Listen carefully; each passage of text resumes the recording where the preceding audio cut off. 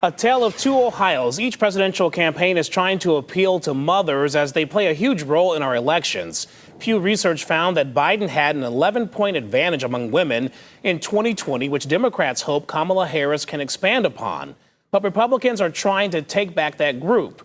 News 5's Morgan Trout spent time with moms from the suburbs and rural communities in Ohio and explains now what's driving them to the polls.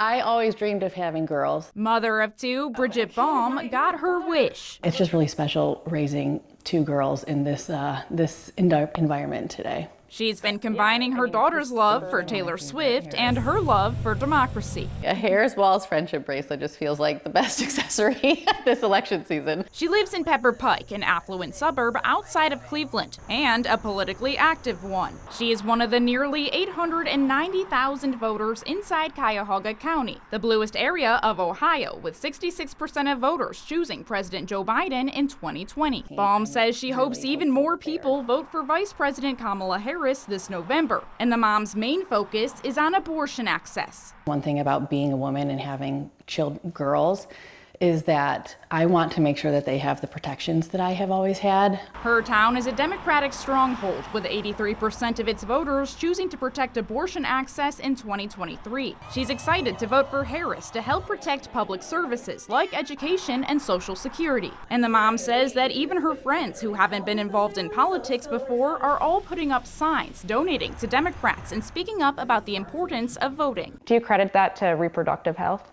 I do. I think Roe being overturned was a major turning point, especially for suburban and all women. It isn't hard to find campaign signs around Cleveland, but for these suburban moms, decorating their lawns is a sense of activism. And it's for rural moms too, but for different candidates in Wayne County. I just have to trust that the Lord's got it under control. In West Salem, a town of 1,500 people, Jess Beck's teens are her world. You are always looking at the choices you make and how they affect your kids, because they always affect your kids. While sitting at a park near her home, the mom of three told me she's faced it all: homelessness, hunger, and the uncertainty of paying medical bills. You look at your kids and you want to be able to provide them with a good life, and it's becoming extremely difficult to do that. Deep red Wayne County has about 70,000 registered voters, and the area went 67% for former President Donald Trump in the 2020 election. I think everyone's kind of burned out and just over a lot of this stuff, and the only candidate I'm seeing talk about that really is Trump. The reason she's going to the polls is the economy, but it isn't the only. She wants safer schools, a change in immigration at the border, and lower health care costs. The true disconnect is shown by how each suburban mom said reproductive health care was their priority, while the rural ones said the economy. Your standing in life has a lot to do with that. If you are more on the side of having more money, you may not look at the economy as being rough. I'm just a plain Jane, regular old person. I don't have hardly no money.